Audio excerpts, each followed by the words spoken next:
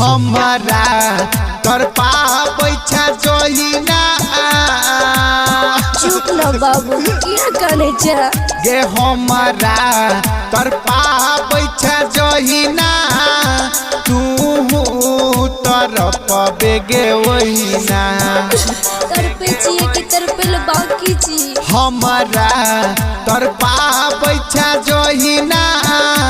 तू तर पबे गे वहीना हमरे जेना तू एक दिन कहाँ न बेगे जान हमरे जेना तू एक दिन कहाँ न बेगे जान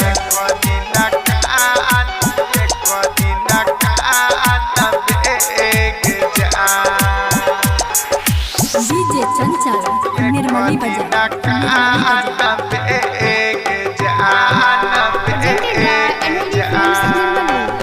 सो चल तू सपना के तोरा नहीं बोल सोना गसो चल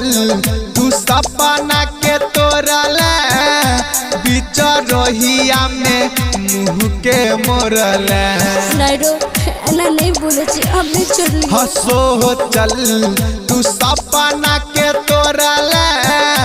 बीच रोहिया में मुँह के मोरल ये को बेरो नहीं सोचल कोना हम जी हम बई के जान ये को बेरो नहीं सोचल कोना हम जी बई के जान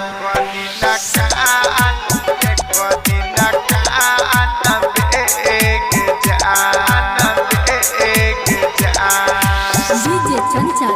निर्मली बाजार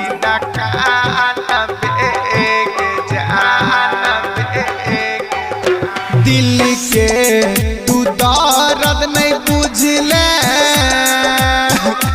किछ मजबूरी छले बाबू गई दिल के तू दर्द नहीं बुझले दोसरा से नेह जोड़ ले नहीं इन कोनो बात नहीं जे मना नहीं कर लो दिल के तू दर्द नहीं बुझले दोसरा से नेह जोड़ ले खेलहा कसम सबटा के ना भूल गेलही के जान खेलहा कसम सबटा के ना भूल गेलही के जान डीजे चंचल निर्मली बाजार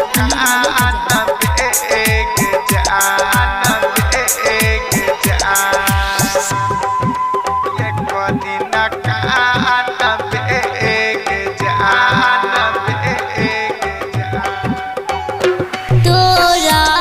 तर पाबची जहना हे बाबू केना के भूल गेली तोरा तर पाबची जहना हम हो तो तर पची वहना हे पगली सुन ना बोल पागल आई लव यू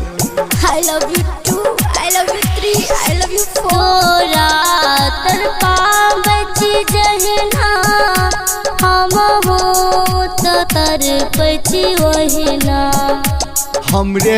जेना तू एक दिन कहाँ न बेगे जान हमरे